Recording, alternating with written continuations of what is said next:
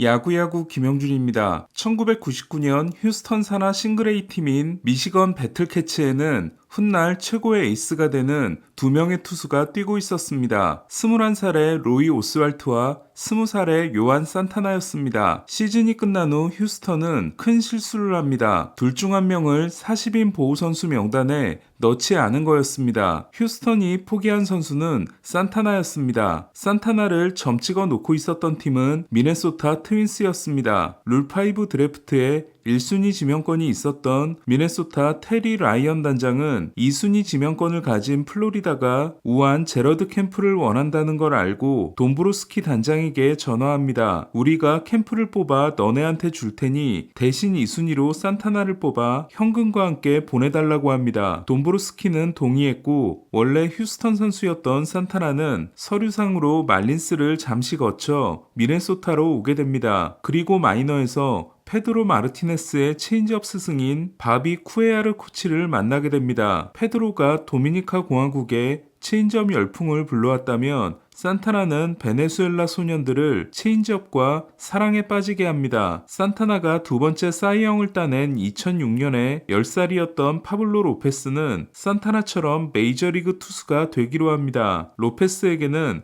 문제가 하나 있었습니다. 아버지가 의사이고 11살 때 세상을 떠난 어머니가 병리학자였던 로페스는 소문난 수재였습니다. 영어와 스페인어는 물론 포르투갈어와 이탈리아어까지 배운 로페스는 16살에 고등학교를 조기 졸업하고 의대에 입학하기로 합니다. 하지만 시애틀 메리너스가 로페스에게 입단을 제안합니다. 로페스는 야구를 하고 싶었지만 할머니는 의대 진학을 원했고 결정권은 아버지에게 넘어갑니다. 아버지는 로페스에게 의대는 야구를 관둔 후 가도 좋으니까 하고 싶은 걸 하라고 합니다. 아버지도 의사가 되기 전 꿈이 야구 선수였습니다. 2014년에 토미존을 받고 아버지와 함께 재활한 로페스는 2017년 7월 데이비 펠프스 트레이드를 통해 시애틀에서 마이애미로 이동했고 마이애미 팜에서 급성장을 합니다. 2018년 마이애미는 더블A 8경기에서 0.61을 기록한 로페스를 메이저리그에 데뷔시킵니다. 2019년에는 어깨 부상, 2020년은 단축 시즌이었던 로페스는 2021년부터 진가를 드러내기 시작합니다. 로페스는 7월 11일 애틀란타전에서 경기 시작 후 첫 9명의 타자를 모두 삼진으로 잡아내 역대 타이 기록을 달성합니다. 하지만 전반기가 끝나기 전에 어깨 회전근 부상을 당하고 사실상 시즌을 마치게 됩니다. 2022년 로페스는 4월 4경기에서 3승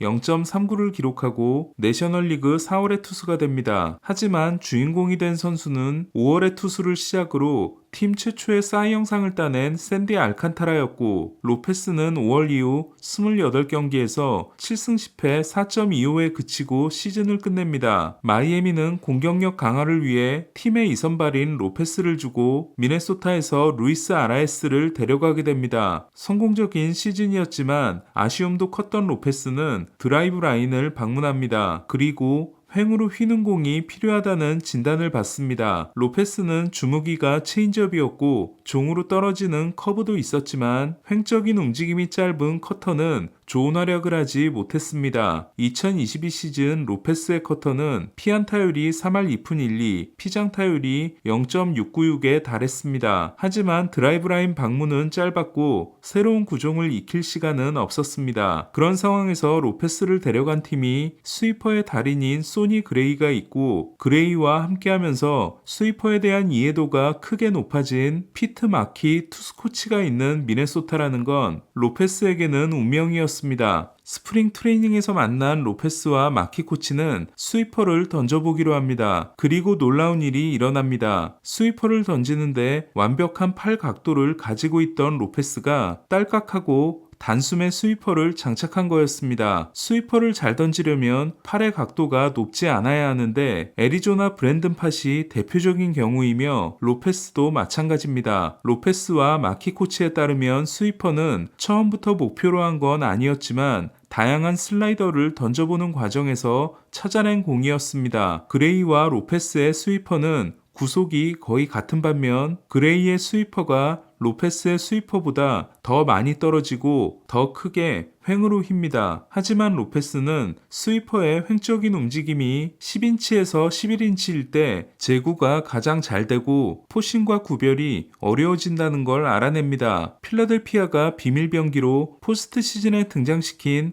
오라이언 커커링은 평균 18.6인치의 횡적인 움직임이 13.2인치인 로페스의 스위퍼보다 훨씬 컸지만 메이저리그 타자들의 눈에는 빨리 익숙해집니다. 글러브 사이드로 크게 휘는 궤적이 부족했던 로페스는 스위퍼를 장착함으로써 5가지 구종을 던지게 됐고 본인에게 필요한 모든 궤적을 얻게 됩니다. 포심, 스위퍼, 체인지업, 커브, 결정구가 4개로 늘어난 로페스는 케빈 가즈먼에 이어 아메리칸 리그 탈삼진 2위에 오르고 이 선수의 이름을 소환합니다. 2004년부터 2006년까지 3년 연속 AL 탈삼진 1위를 한 자신의 우상 요한 산타나였습니다. 베네수엘라 출신이라는 것, 미네소타에 오기 전 소속팀이 말린스라는 것도 같은 로페스는 FA까지 2년이 남은 상황에서 미네소타의 4년 7,350만 달러 제안을 받아들입니다. 연장 계약을 제시한 팀이 산타나의 팀이었기 때문이었습니다. 지난해에도 알중 소속인 덕분에 아메리칸 리그에서 가장 낮은 승률로 포스트 시즌에 진출한 미네소타는 토론토와 와일드카드 시리즈를 합니다. 토론토는 미네소타를 만나기 위해 마지막 시리즈에서 전력을 다하지 않는 모습이 있었습니다. 토론토의 입장이 이해가 가기도 했던 건 미네소타가 포스트 시즌에서 9시리즈 연속 패배를 당하고 있는 데다 2004년 디비전 시리즈 1차전 이후 18연패를 당하고 있기 때문이었습니다. 플레이오프 18연패는 미 4대 프로스포츠 신기록이었습니다. 그런 압박감 속에 1차전 선발로 나선 투수는 그레이가 아닌 로페스였습니다. 로페스는 5.2이닝을 1실점으로 맞고 3대1 승리를 이끌어 2004년 디비전 시리즈 1차전에 요한 산타나 이후 처음으로 포스트 시즌 승리를 따낸 미네소타 투수가 됩니다. 미네소타의 타자들이 정규 시즌 때부터 강한 모습을 보인 가즈먼의 스플리터에 당하지 않은 반면 토론토 타자들은 많이 보지 못한 로페스의 스위퍼에 10타수 1안타로 물러납니다. 다음날 소니 그레이 역시 스위퍼 폭격을 통해 5이닝 6K 무실점 승리를 따냄으로써 미네소타는 애틀란타와 컵스가 가진 10연속 포스트 시즌 시리즈 패배에 도달하지 않게 됩니다. 하지만 미네소타는 가을 야구 베테랑들로 가득 찬 휴스턴을 디비전 시리즈에서 만났고 휴스턴 출신 코레아의 분전에도 1승 3패로 물러나게 됩니다. 유일한 승리는 로페스가 7이닝 7K 무실점 승리를 따낸 2차전이었습니다. 로페스는 이 경기를 통해 1991년 월드시리즈 7차전에서 애틀란타를 상대로 10이닝 무실점 완봉승을 따낸 잭 모리스, 2004년 디비전 시리즈 1차전에서 양키스를 상대로 7이닝 OK 무실점 승리를 따낸 산타나에 이어 포스트 시즌 등판에서 7이닝 이상 무실점 승리를 기록한 세 번째 미네소타 투수가 됩니다. 로페스가 포스트 시즌 2경기에서 2승 0.72를 기록한 반면 그레이는 디비전 시리즈 3차전에서 4이닝 5실점 4자책에 그쳤고 미네소타가 4차전을 한 점 차로 패하면서 로페스의 5차전 등판은 무산됩니다. 그레이가 FA 자격을 얻고 세인트루이스로 떠남으로써 로페스는 미네소타의 1선발이 됐습니다. 미네소타 입장에서는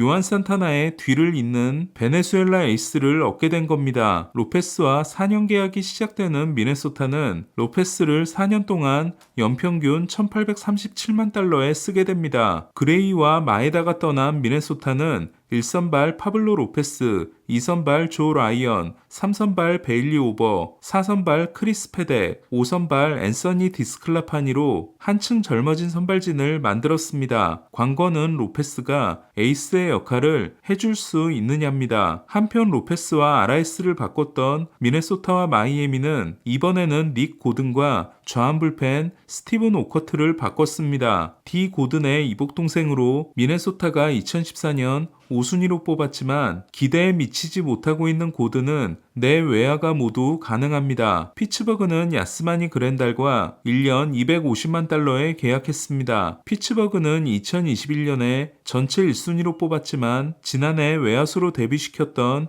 헨리 데이비스에게 주전 포수를 맡길 계획입니다. 오늘 소식은 여기까지입니다. 야구야구 김영준이었습니다.